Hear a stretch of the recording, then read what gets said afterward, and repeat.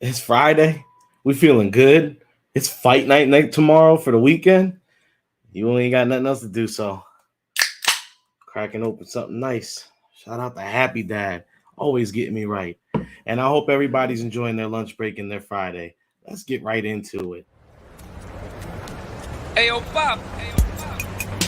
Hey, Papi. Hey, Papi. Hey, yo, Papi. What's poppin', B? Hey, Papi. Hey, Papi.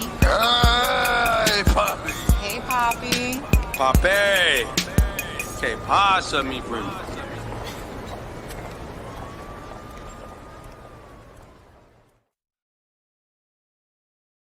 Hey, Poppy, Friday. So you already know we're getting a little loose. I got myself a good Happy Dad fruit punch, my favorite flavor. And I got another case downstairs because right after this, we're going to go hang out with some of the friends. First things first, I want to go ahead and give a huge shout out to a talented creator. You see the hat on the dome ski? I got a good Orioles 30th anniversary patch. It's from Brooklyn Caps, designed by my good personal friend, OT. He's a creative in this space. He's designed a lot of good dope hats. I've definitely showed him off in the past. This is the newest one that I've picked up from my boy. Got a couple over here in the rack. If you know, you know. He's been on the pod before, so he's a friend of the show. So I just wanted to go ahead and give him some flowers real quick. This hat, I threw it on last week, and you know what, man? I don't know if it's the blue, the way it hits the brim. I'm a big fan of this one. Y'all really can't see it because we're out, but when you're outside, this bird, he's glowing, it's glossy. I love it. So shout outs to my brother OT, man. You did your thing with this, like you always do. So, with that being said, let's get right into it. Eagles back at camp today. Back at camp. And we're hearing all kinds of things. But first things first, Nick Sirianni. Happy or just a little pissed off? Get it perfect. Here, grab it here. Nick Sirianni, a little pissed off, a little aggressive, and rightfully so. Because you know what? We're hearing a lot of things coming out of camp. One of the things from the beginning of camp we're hearing about our Philadelphia Eagles is pre-snap penalties. Pre-snap penalties, there's no reason for that. So right away, we're getting reports for just a minute into practice. Nick Sirianni was fired up and yelled at the team to clean it up, all fundamental issues. Sirianni screamed, "It's got to be perfect now. It's got to be effing perfect now. It ain't got to be perfect when shit is going in the game. Get it perfect." And you heard reports from day one from the camp. A big thing he said is pre-snap penalties, teams beating themselves. That's how you lose to bad teams. And that's not what we want here, ladies and gentlemen. That's not what. So we want to make sure that our team's cleaning up these penalties. We got to make sure that the guys are crisp, that they're handling business, and they're taking care of it. But some good notes from today we did here. Cam Jurgens, once again, started the day off, first team right guard. I'm pretty sure it's his job to lose, ladies and gentlemen. I'm pretty sure. In the first play, 11-on-11 drills, Jalen hits A.J. Brown down the left sideline for a 30-yard completion. Love to hear it. Solid coverage from Josiah Scott. Just a better throw from Hurts allowed for the completion.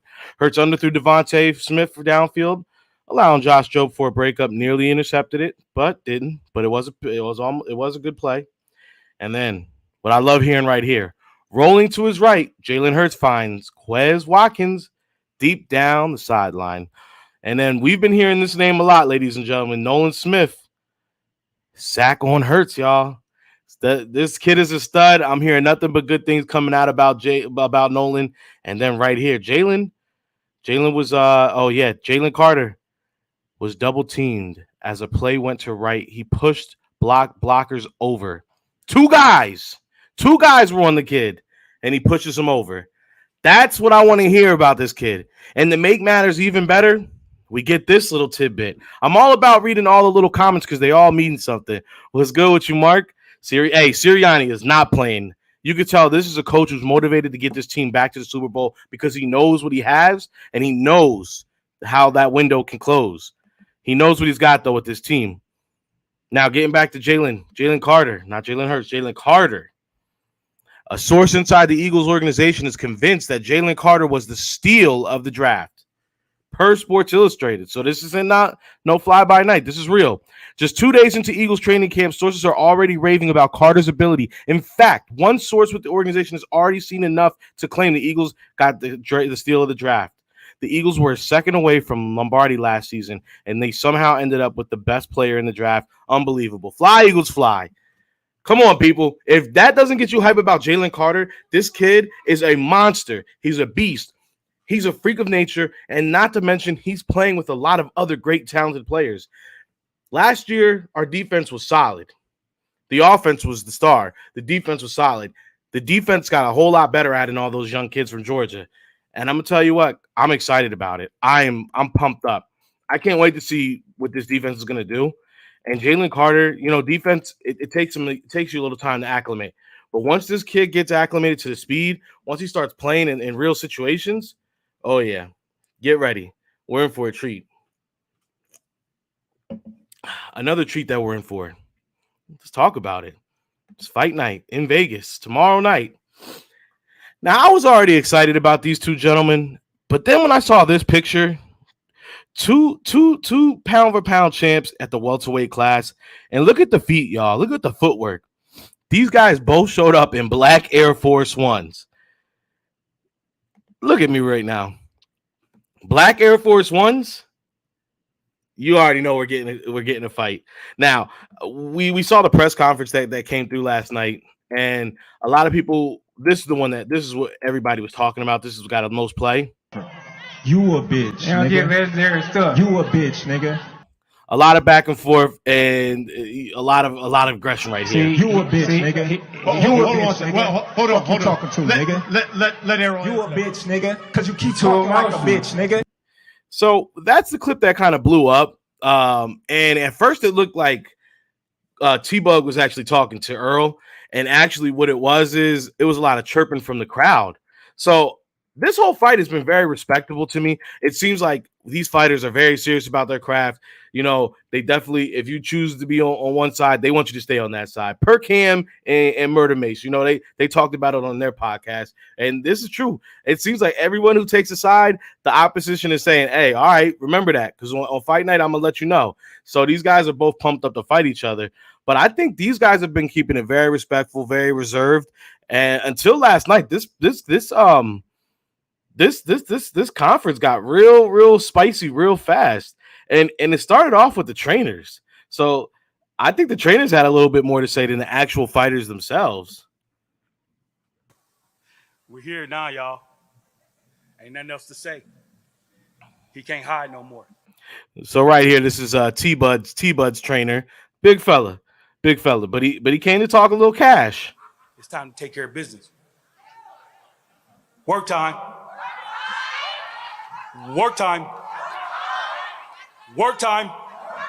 Now you're already hearing the people in the crowd. They were pumped up the whole time. Every time someone got up to start making statements, they were either jabbing with them or they were going ahead and taking shots at them.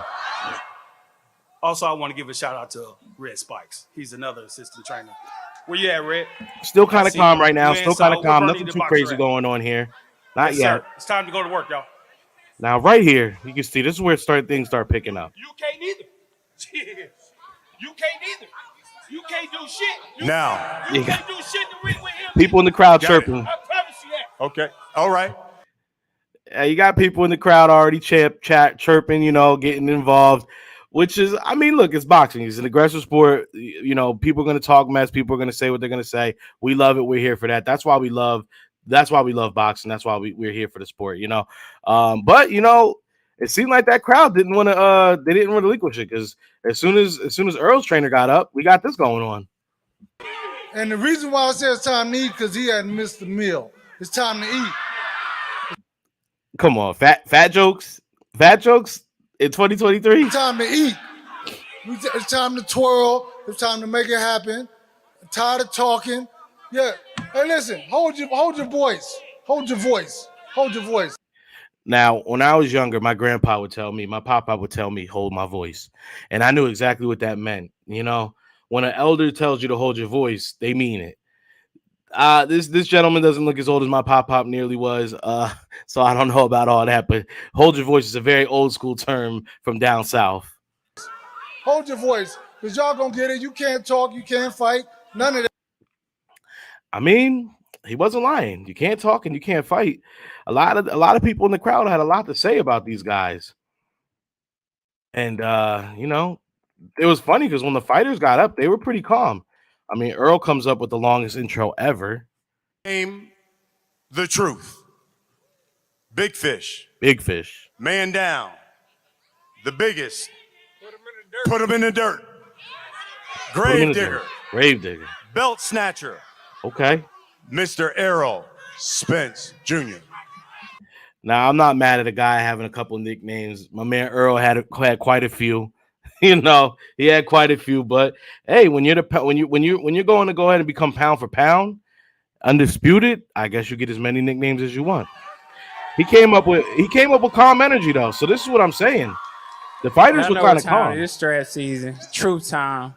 First of all, I like to thank my mother and father, because without them, I wouldn't be here. Earl really kept it on boxing. You could tell he wasn't really trying to get too in the mud with things. He wasn't trying to get too sticky, but he definitely, but he closes off with a little something. They blessed me with the resiliency to get through a lot of stuff in life. I like. Absolutely. This man came back from a car accident where people thought he might be paralyzed.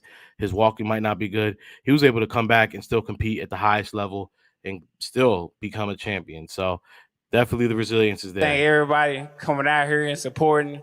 Make sure y'all order Fight on Showtime pay-per-view. I guarantee you I'm going to put on a great show and a great performance. Make sure you bring your season for Saturday night, because we're going to have a crawfish boil. We're going to boil his ass.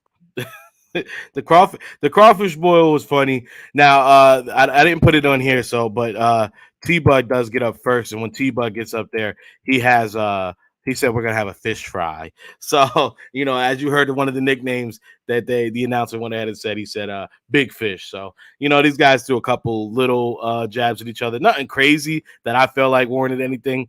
Crawfish vibes, yeah. Well, one said fish fry, one said crawfish vibes. So I've had both, and I ain't mad at either. So I'm definitely hanging out on the Crawford side of things. Now, to get back to that original clip that we were playing in the beginning, where they were talking about You doing all that talking, nigga. That's how you doing all that talking, nigga. Now, originally we thought when we saw that clip, I didn't see it live. I saw it after, so I just saw that clip. I thought T-Bud was getting at Crawford and was getting at Earl. But what actually was going on was he was talking to someone in the crowd. So before that whole thing broke out, the crowd was already kind of chirping, and this is kind of Crawford kind of calm, trying to get everyone to be calm at first. Errol family, man, you got to calm down, brother. Because listen, man, things can get real sticky real quick. Now, he does come out through very level-headed, very respectful in the beginning of this part. I really can't hear what the people in the crowd are saying, but I can tell you it must have been very disrespectful, and you'll see in a minute how his reaction is. And then everybody would say, this is what we do every time we come out. Mm-hmm. This is what we do when we come out. Social media, my ass. Bro, listen, just like you talking. Now, right here, he does have a very big point. My mother used to tell me all the time, when you and your friends are out, don't be the kids that are out there cursing. Don't be the kids out here, messing around, breaking stuff, doing whatever. Be respectful. Present yourself respectfully, because you don't want to be, when you're out there, you don't want to be the kids and give people a reason to go ahead and say, oh, look at them. They're always doing something wrong. We don't want that negativity. We don't want that spotlight on us. We do want to have people looking at us as respectable individuals. So all this jaw jacking, yes, it is a sport. Yes, people are going to smack talk. People are going to do this, the back and forth. I understand that. I'm cool with that. I'm here for it. But let's just go ahead. These guys are trying to put on a big show. One of the biggest fights that we're going to see this whole year. Honestly, this fight has a lot on the line. Just like you doing all that talking, bro, it can turn deadly real quick.